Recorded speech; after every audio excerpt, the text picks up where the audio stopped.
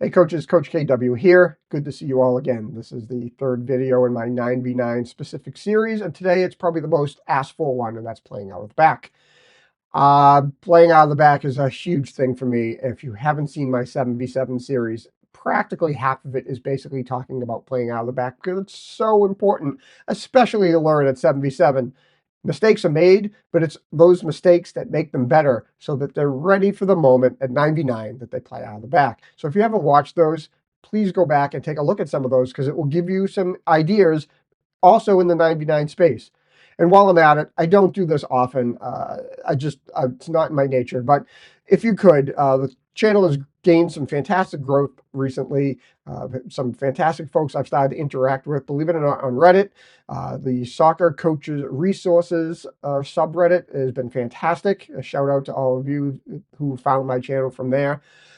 But the biggest thing you can do to help this channel is to give me a thumbs up, to subscribe, to share it with your other coaches.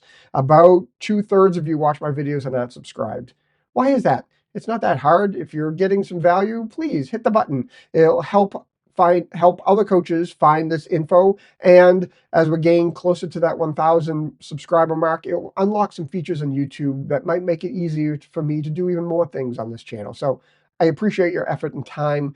I just asked that small thing of you. If you could do that for me, that would be fantastic. So thanks a lot. So what we're going to do in this video is we're going to take a look at how I set up to play out of the back and what conditions I teach my players to look for to decide how they're going to play out. We're going to look at some graphics. We'll do a little bit on the whiteboard perhaps, and we'll also look at game footage to look at what we do with our players. It's really important to me to learn how to play out of the back and develop those skills with those kids that they're so comfortable. Maybe you've inherited a team, so you didn't get a chance to teach them at 7v7. So now you're starting from scratch. We'll also look at some of the things that I do in practices to help build those skills that they're going to need to play out of the back. So let's get going. So when I'm coaching my teams to play out of the back in 9v9, we have a basic setup and structure that I have here on the side of the screen. And basically what I practice and instruct my players to deal with is to take a look up when they have that ball at the goal line with the keeper as they're watching the game progress and figure out how the other team is pressing. So many teams, because they don't play out of the back, they don't press because they're just not used to it because they think, why would anybody play a short pass there? And you can see some of these video examples here that you just see the teams back off. If that's the case, having that basic structure and being able to play up and make these short passes, it's much easier. What I try to instill in my players is eventually teams start to creep forward, even if they're not used to pressing. And so now we have to look for the most important piece I think of is how many players are they pressing at the top of the box? And so we drill for basically one player, two players, or three players. So this first example, we have set up here a 4-3-1 common formation we see played against us. They've got one player that's come forward to press. Now, when you look at this setup, you look down where the ball is in the goalkeeper. You have one player. We've got our two players, maybe just outside the 6-yard box that you're going to pass that ball to. You've got that 8 sitting in down straight up in the middle. You've got your 2 8s as how I set up, and then I have my 2 wide wingers, my 7 and 11. So automatically, when I look at this, that one pressing player is automatically at minimum outnumbered 4-1 between the keeper, your 2 center backs, and that 6 sitting there at the top of the box. And that part right there should be the key to your thought processes. How do I use my overloaded numbers to get this ball up and out? So for this process here, it may be just this simple pass out wide to one of your center backs. Maybe they even, when they see there's one pressing player and everybody's backed off, they may even step wider away from the edge of these 6. They get that ball, and you can see all the options they have available to them right now. They can take their space, they can dribble, they can make that pass direct into the 6, they can play to their wide player. But the idea is once that player has the ball, all the other pressing players, you see they have 3 in the midfield. In effect, we have 5 against their 3 in the midfield once we bypass the pressing player. It's now a simple matter of just finding where that overload is and making the pressing team make a choice. If I play out to my 7, now it's what the other team does. If their two midfielders react and start to rush to that side of the field, then in the middle of the field, I have another 8. I have the 9 up in front. I have the 6 that's still dropped in behind. My play has all sorts of options to be able to progress that ball away from pressure or around it. If they stay central, then my winger has space to take the lane. And if they're really accomplished and perhaps block that off, we still have numbers in the middle of the field and behind them, but with the center backs and the keepers to outnumber them and play basically that overloaded rondo through the field to get to someplace else. So when there's pressing with one, it tends to be relatively straightforward no matter how you set up, finding those lanes to get out. Even the goalkeeper playing direct to one of those wide players once in a while just shakes things up to keep the other team off balance. But what you'll probably find over games is teams, and we'll see in these videos when I put up some of these examples, the teams that press with one eventually start getting closer and closer because they realize, oh, they're always playing short. This is different. And they start to try and press. And when they do that, it just means you now have to take different tactics. So here in this second example, here's a team that presses with 2. Perhaps they play in a very common 3-3-2. If you didn't watch my video on different 9v9 formations, here's one that I see a lot, which I don't love, but a lot of coaches play it. And so they have 2 players up at the box. And the thing here is really to realize that perhaps the simplest option to break this press is to play straight down the middle to your 6, because once they do, you have cut those 2 pressing players right out of the play. And once you've done that, you're at a minimum 4v3 in the center of the field. If you include yourself with the ball, you're 5v3. And if you include your striker, he's now pressed up against usually a lone center back. You can sometimes play a ball over the top to keep them honest and make them turn and face their goal. But the idea here is if you can play that ball straight up, your 6 can drop off the top of the box if those 2 pressing players are, let's say, somewhere outside of the D spread apart in front of your 2 center backs. Your 2 center backs will be under pressure immediately if you play that ball directly to them from the keeper. So one of the strategies there is just to play it straight up to the middle to the 6 who can turn and face, and now they have all sorts of options as they go forward. The other option that you can look at is something that you see in professional games all the time since the advent of being able to have players in the box for goal kicks, whereas prior, if you don't remember, on a goal kick, everybody had to be outside the box except for the keeper or the player taking the kick. Now you can play that ball inside. The ball can be touched inside the box and played. And so a lot of teams will place the ball on the corner of the goal area, and one of the center backs starts with the ball. And very often that pass goes to the keeper. Why do they do that? If you've ever asked yourself, if you've seen it on the game and you wonder why, what that does is it now, instead of the pass coming from the keeper in the center of the field to one side, and now the pressing team triggering in to try and lock the play into one side of the field by making a curved run, by manipulating the rest of the players in the middle of the field to basically, once that ball is to one side, get it locked there so they can't switch. What this tactic does is it kind of breaks that, because now you're starting to play with the ball to the center, who now has options to dribble, move, whatever they want, and it forces the pressing team to respect the fact that you can go in either direction.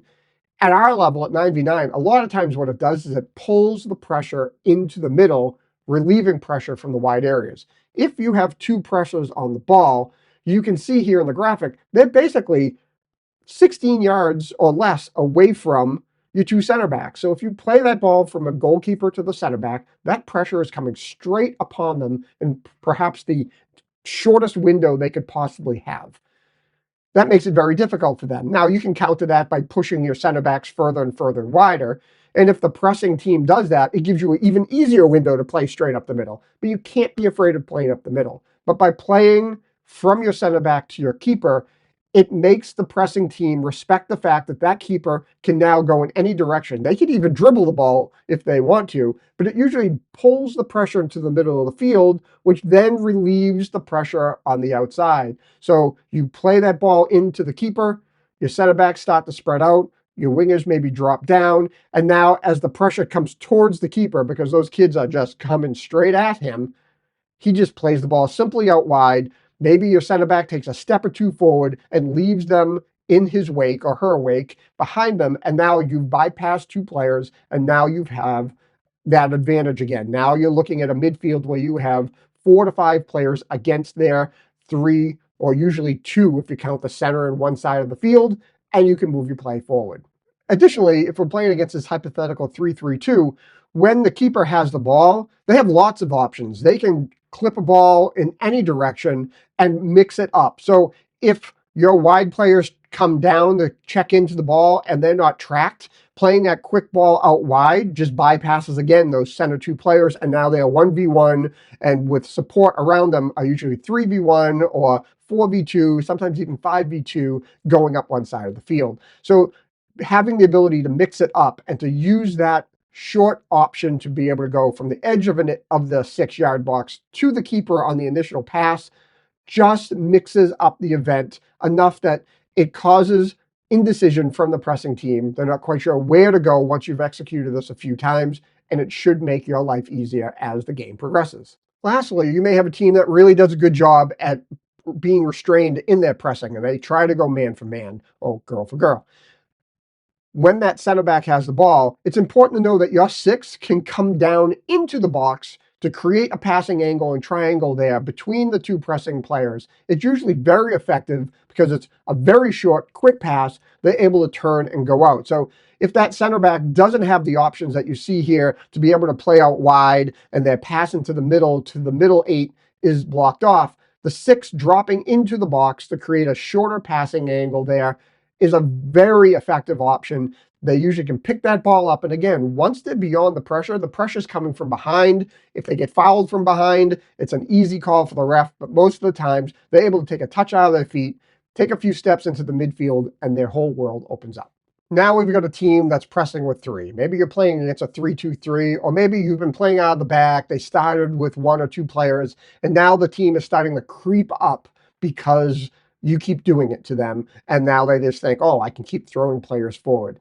3 is very daunting to look at, but it is not as difficult as you may look at it, because in most formations you play against, that means that midfield has been emptied. So in this circumstance, we got a 3-2-3 in this example. If they've taken their 3 forwards, their wide players and their striker, and they've pressed it up against the top of the 18, that means unless they're vacating their defensive line, they've got 2 players in the midfield to usually your 4 players, and if you include your 6, 5. It's an easy overload to get there. In 5th and 6th grade, it should be easy enough to play that medium long ball to a wide player checking in and forcing the issue. If the wide midfielders start covering the wide players, or even if their wide center backs start covering that, now you've got 1v1 at your 9. You should be able to bounce a ball up the middle of the field and bypass all that, and at least let them have to deal with a 1v1 bouncing ball heading towards their goal with their back having to be turned to play. You have lots of options, but to play the short passes, you can either start with the keeper or start with the center back like we looked at the 2-player press. The idea here is you're just looking for that angle to find that player in the middle. And a lot of times it's the 6 just sliding over slightly into a window between 2 of the pressing players that the center back has an easy pass. The play goes from the keeper to the center back. The pressure starts to come in, and he just plays the ball through that gap, past them, and now that 6 has turned, and you've cut 3 players out of the press and are going forward. So while that rushing of 3 players can be very intimidating looking, it's actually not as effective as it should be, because you've emptied your midfield in order to do that in 9v9. Even if a team is playing 2-3-3 and they're keeping 3 players in the midfield, that means your striker sitting up near the top of the box over the top of all that is 2v1 and usually 1v1. Play that long ball every once in a while. There's nothing wrong with it, but take a look at what they're doing, and most of the time your midfield should have tons of space, and now you're making them make choices. Do they cover the middle of the field or the wide part of the field? Because they can't do both in this situation. Lastly, you can also choose to, if this is a common occurrence, you can choose to invert your midfield on your goal kicks. So you can see here, my 6 has gone forward and the 2 8s have dropped down, and now each 8 is sitting in between and outside the windows those 3 pressing players have. It's now, again, very much like the 2 players pressing, where you play right up the middle to them to the 6. Now you've got two options to play to the 8 beyond the press and let them turn and go, because again, you've probably outnumbered them in the midfield at least 3v2 and closer to 5v2. Take advantage of that fact. Invert your players so that they have two choices, and then turn around and play forward. Lastly, you could always choose to then take your center backs and play them even further out wide. It's going to do one of two things. It's either going to take the pressure and spread them out further across the top of the box, giving you more window space to get that ball into the midfield, or if they stay compact, it's going to give those wide players a little bit more time and some different angles to play balls into the middle or play balls forward as I receive that ball a little bit further outside. So manipulating your angles by manipulating where your players stand can just help your team find where that window is that they can play the pass through and up. Lastly, let's look at a slightly different situation. Here's a team playing similar to the formation I like to play. They're playing a 3-4-1, and they've basically chosen to go man for man or girl for girl all across the field, except at where they're pressing. They're pressing with one player. They've chosen to take their forward midfielders and try and take both my wide players out and my 2 8s in the middle of the field. So what this has as an effect is you have to look at where your strength is on this. And your strength is, once again, at the bottom of the field, you are 4v1. You're in a 4v1 rondo situation, advantage situation with one presser, 4 of your players. And you have to use that to your advantage to move past the press, move up towards these players that are playing 1v1, and turn those 1v1s into 2v1s or 3v2s. And how you do that is when you play that ball out wide, if you can take your space past that pressure with that 4v1 advantage in the middle, and now head towards your players who are being man-marked, it now breaks the man marking, because are they going to choose to come to the player with the ball, or are they going to stay with the player they were marking on the goal kick? And as soon as they have to make that choice, your players are at the advantage, because now it's playing a 2v1. If one of your other players joins in, now it's a 3v2. Again, you're trying to find that overload as you go forward, but you start, if you think about it, you're starting the situation in the best circumstance possible. You are 4v1 rondo between your keeper, your 2 center backs, and the 6 in this case. Use that to your advantage, break that pressure, and force the other team to leave their 1v1 marking so that it becomes an advantage for you at 2v1 or further. So how do I help my teams work this out? So a lot of times we play a lot of attack and defend games, and usually we're attacking. In this situation, it's not defending so much, but we're in our defensive shape on a goal kick. And what we do is we work through the permutations. So you can see here, I've got a team set up to play out of the back in my formation, and I've got a half a field to practice on, which is, relatively typical. And I've got 9, 10, I've got all my players here, for example. I've got a roster of 13. So everybody's here. If you have less numbers, you can start to get rid of players. You can get rid of a striker here. You can substitute in as a keeper with the distribution. But the important part is you're looking to train this group of players to understand their options. So we do the permutations. What happens if there's one player pressing and the ball comes out here? I'll purposely pick my fastest, nastiest player to be the pressing player when we're learning, because I want to have the maximum difficulty in a training environment. So a lot of times I'll pick one of my strikers, because that's what they do in a game, and no mercy, try and go for it. But early on, I may basically say, you're going for shadow play here. You're going to press, but you're not trying to take away the ball. We're just trying to learn the actions. But I will set this up and either let it play or at least talk through the permutations of, like, hey, when the ball goes here, as this player comes in, what are your options? What can you do to help this player? This player may come down, this player might drop in or come here, this player might go here. And so the idea is we work through the options and then we practice it. We have the keeper with a bunch of balls. They play out to the different options. We rotate our players through the different places that they might play in, so that everybody gets a chance to do it, and we do it with one. And then what do? We do it with 2. And now we work on, do we start the ball here? We start the ball here, and it goes here. What does that look like? Can we play up through the 6? And then once that's happened, you've got options ahead of you in all sorts of directions. Can you take the ball directly, and can the 6 go away and find a pocket of space where they can receive this ball bypassing these two, make a quick turn, and find a play out to go that way. We'll spend time just working through the permutations, working on all the technical details. What does that body shape look like for this player and this player? What is the body shape for this player? Do you want them facing the goal, or do you want them on a sideways stance so they can track to see where that pressure is coming from? Same with these players all around, getting body shape right, passing, making sure they're receiving on the back foot. So if this ball comes to this player, they're not stopping it on their inside foot, but they're on their outside foot so they can take that touch away. And now they've got options to play out. You can work on those technical skills along with the tactical formation because it needs one to be successful in the other. And then lastly, of course, we do the more difficult one where we put 3 players up. Maybe we get a player or a coach in the midfield if we don't have enough players to cover all the bases. Sometimes maybe you just work on one side of the field and make it even harder for these players because you don't have enough players to have an extra winger on the outside. But now we do the same thing. We play with the ball. What are our options? What do you see? And that's the other piece of it, is we're teaching our players to react to what they see. Do you see 3 players sitting on the top of the line? Then what do you do? 2 or 1? Or as you see in a lot of the video options, a lot of teams, they just don't know what to do with the press. And as they sit back, because your team is able to play out through pressure, when teams sit back expecting a long ball, it's the easiest thing for your team at that point because there's no pressure on them. They can play that short pass and they can play their permutations and they just play up and out. It's not that hard. It really isn't, especially in 9v9. It can be relatively simple against a team who's expecting the long ball.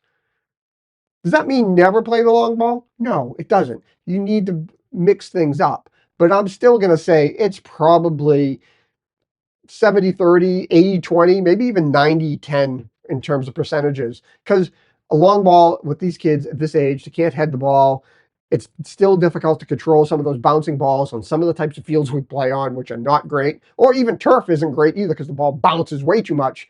Difficult to control. It's not to say that you can't play that long ball every once in a while, whether it's direct from your keeper or after a pass, to keep them honest. But you'll have a ton more luck if you keep the ball under control and can play those short passes. Lastly, I talked about some of the things I do to help my players be comfortable with this. And one of the most important things that I do is I do a lot of possession games.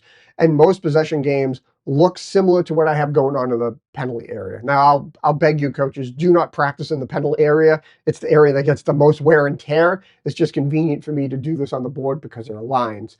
It might be convenient for you as well, but you're going to destroy your field. Don't do that. Pick someplace else.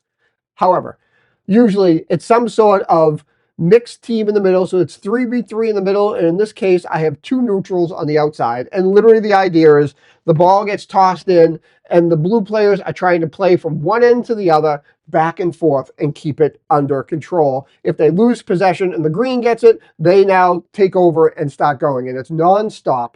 It doesn't stop. You can do lots of different options. You could place a 3rd player if you have them, because you have a odd number that day, and they can be a neutral, so they are part of whoever has the ball. You can make this area long and narrow. You can make it square. You can make it round. You can make it triangle. You can do whatever you need to do to manipulate the environment. That's part of the fun of this. But start with an area that maybe is a little bit bigger so your team has some success, and then slowly crank that space down. And what you'll see, along with your guidance, is they start to figure out how to play without the ball, to get into spaces to support their teammates, to be comfortable under pressure. We play this very often. You can see here we're playing it on a gym floor. We play this in usually a space that's probably less than half of the size of the penalty area. We usually warm up over here in the side of the field type of deal. And, you know, if I have 6, 8, 10 players, we'll do that for a good 15 minutes almost every practice. We do it in warm-ups before games as part of our warm-up routine. But it's, again, you're activating that motion, that vision, that speed of play. Again, start with a field size that's appropriate for the level of your players. And I promise you, eventually, you'll be able to start to shrink that space to make them think and move and react faster, and they will get better at it. So I hope that you found this video useful and it's given you some ideas on how you can play out of the back. It is a vital skill. Your kids have to learn it. And if they didn't learn it in 7v7, either because you didn't know about it or you inherited a team, it's not too late. But it takes some effort, it takes some planning, but also being able to give those kids a structure so that they understand what they're going to do. So many teams I play against, they've clearly never thought about practicing how to play out from the back. They just line up in their position and expect them to know where to go, where to play the pass. And if you have watched any of my game videos, you can see that that usually ends in chaos. The other teams, they don't know what to do because no one's shown them what their options are and what the structure is, and it turns into a free-for-all, which usually means the team who's playing against them that has a little bit of structure eats their lunch. Just that ball never gets out of the half and it comes right back at them again. So I hope this is valuable. Please like, subscribe, comment, share. Let me know if there's some other specific thing. We'll take a look at some more game video, but until the next time, I appreciate all your efforts. Thanks so much. Bye.